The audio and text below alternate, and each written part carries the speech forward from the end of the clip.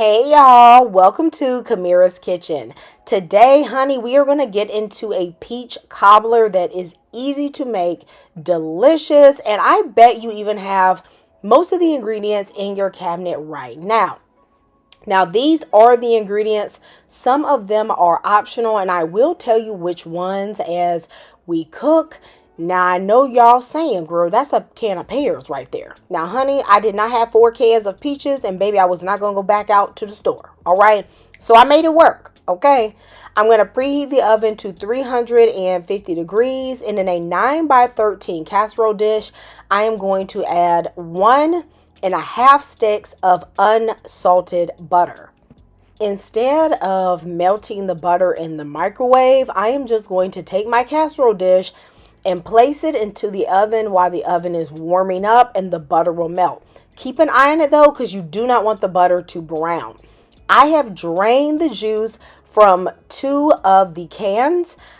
I left the juice in the 2 peach cans that were in peach and pear juice. If you do not want a juicy cobbler, you want it a little bit more dry, you can either just leave the juice in 1 can or drain all of them. I am going to add a tablespoon of cornstarch to this mixture just to ensure that the juice that is left does thicken up a bit. You can decide if you want to use peaches that are in heavy syrup or just in their natural juice. It is actually totally up to you. Just be aware that if you use the ones in heavy syrup, of course, your cobbler is going to come out sweeter. I am going to take out the seeds from this pear because even though it comes in a can, baby, and they say they process it, you just have to look out. Now, this is where I'm going to flavor everything. I'm going to add half a teaspoon of fresh nutmeg.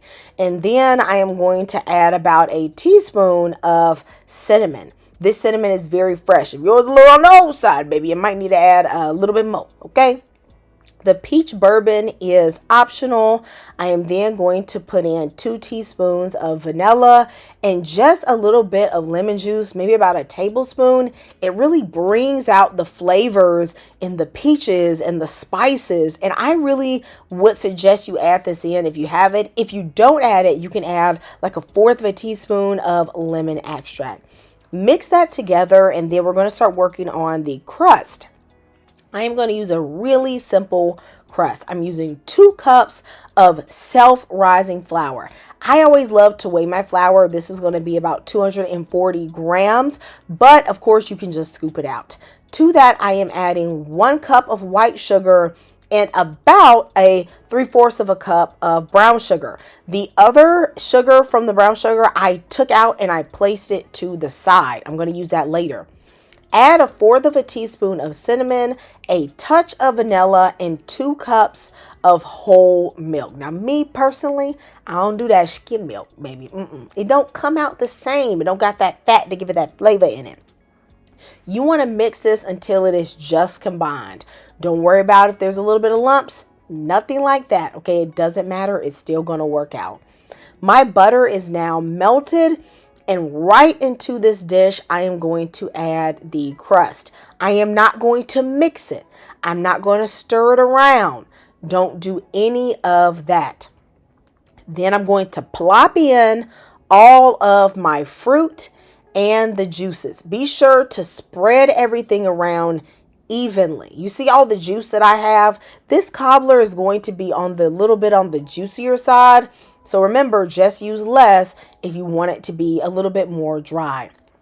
That brown sugar that I kept to the side, I'm going to spread that all over the top. You know, that makes that good crust. It gives it, a nice little crunchy layer, nice and golden. I love that. Plus, I sprinkled on a bit more cinnamon. Pop this in the oven for anywhere from 50 to 55 minutes at 350 degrees. And honey, this is perfect. I actually feel like this is best when it cools down a bit and then you even warm it back up. I just feel the texture is so nice. You all let me know if you try this recipe. Thank you so much for watching this channel. I'll see you later. Goodbye and God bless.